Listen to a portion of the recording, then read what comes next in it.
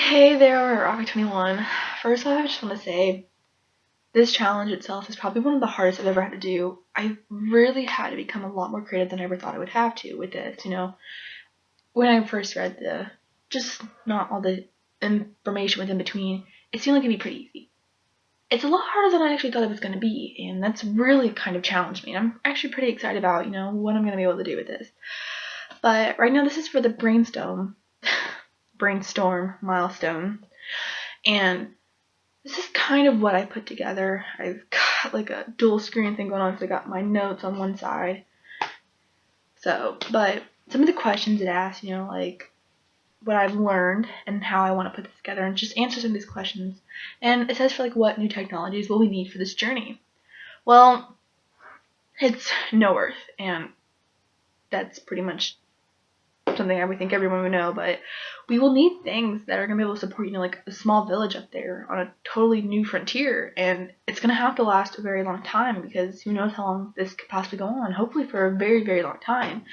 And they're going to have to be equipped with the right amount of tools that enable them to live on the surface of Mars, because, it's usually pretty much, I believe it's like a one-way trip, and they're probably going to need everything that they can get, and I personally don't know if there's going to be any more like trips out there, if there's going to be any supplies that they need. So they're going to have to be able to put this together and be able to make it work so that they can live up there on Mars. That we're going to need these new technologies, new tools, new equipment that enable them to live somewhere else. I mean, we've been to the surface of the moon.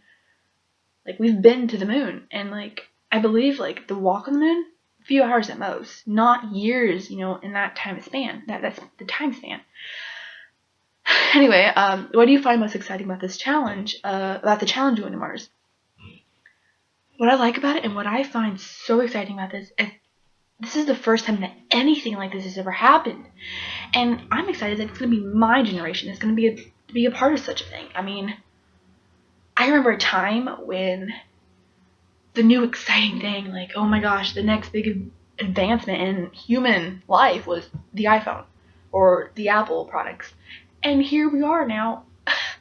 The idea that going to Mars was never possible, but now it's reality, and I'm excited that I get to be a part of this, and that, I'm going to be able to witness this, because I remember my grandparents watching, they used to tell me the stories how they watched the Apollo mission land on the moon, and now how exciting that we're going to watch them land on Mars. And so for the first time that we'll be doing more than just a few hours, or more than just landing a robot on a planet. We actually get to send people to live out in space, an idea that was only possible in like fantasies or just in books, but now it's possible. And another question is, why do you think we should go to Mars? To expand life beyond Earth. What if we're meant for so much more than just this beautiful planet that we call home? By going out to Mars, we can be able to do so much more research about, with actual people, they can actually relay information back down to us more than just a robot could. No, they're seeing this with their own eyes. It's something different, more than just a robot. It's actually us.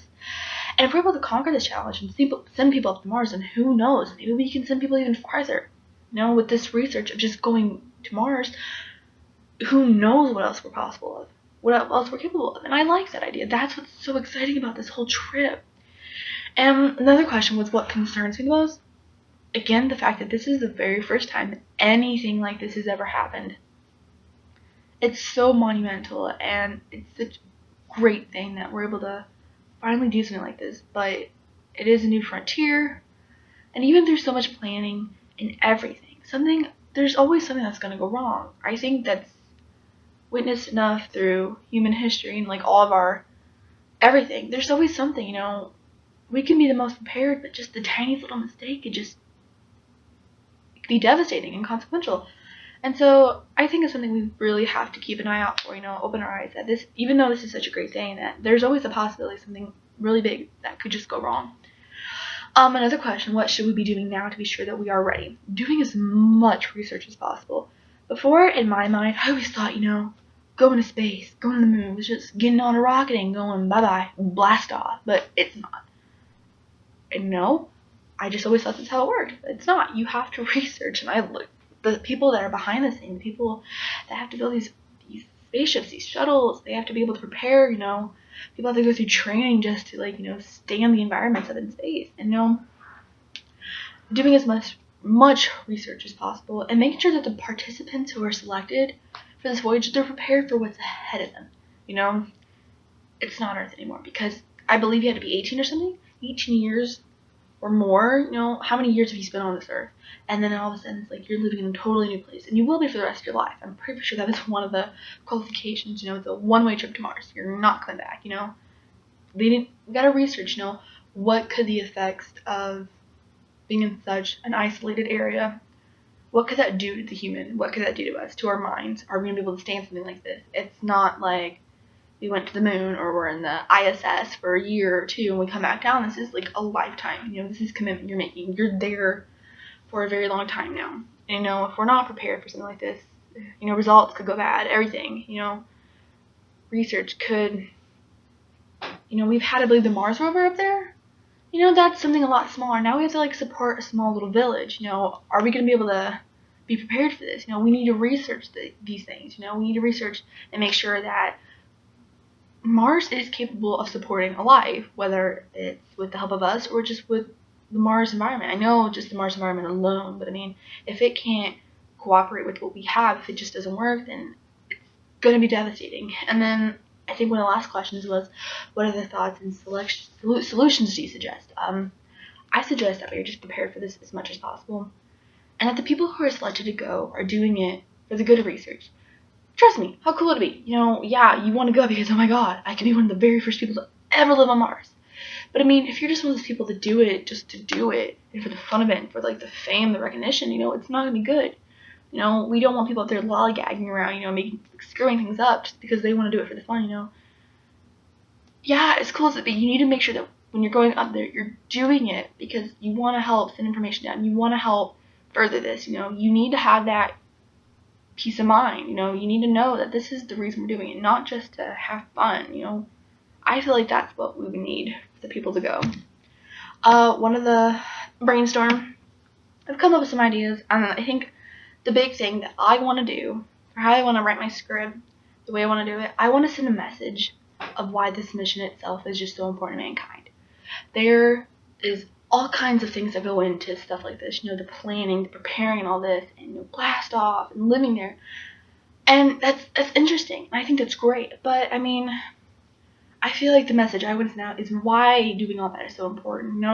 Yeah, it's great to maybe write a podcast of maybe why preparing, what we need to prepare could be good, or living, or just the going to it itself. But I feel like if people don't understand why we need to do this or why we want to, I feel like that's not going to matter as much. People need to understand the whole purpose of the journey to Mars. And I think how I want to make them more interesting is by listing off facts and including information that other people may not know. I don't know if it's just me, but when I know something already, if I feel like I've learned it or something, and then I read something about it again in a different way, it's not as interesting to me. I know that. I don't want to learn again, And a lot of this information I've learned so far from doing this challenge has completely blew my mind. Because before I did not, I understand now, compared to a child, it's more than just getting on a rocket ship and going up. But I never knew how so much went into it. More than just designing a shuttle or a spaceship and all this. It's the research, the psychological effect it can have on humans, how it can affect our bodies, everything. And so, I want to include information that other people, just themselves in general, the general population, they just may not know. And I feel like if we can get that information out there itself and include that with my message, I feel like it could be a good script and hopefully people enjoy it. And that's kind of the reason what I want to do. And so this is for the Brainstorm Milestone. I hope you guys enjoy it. And thank you again so much, Rocket21, for having such an awesome challenge, and for you guys actually challenging me in such a harder way, because it really has been a great experience so far. So thank you.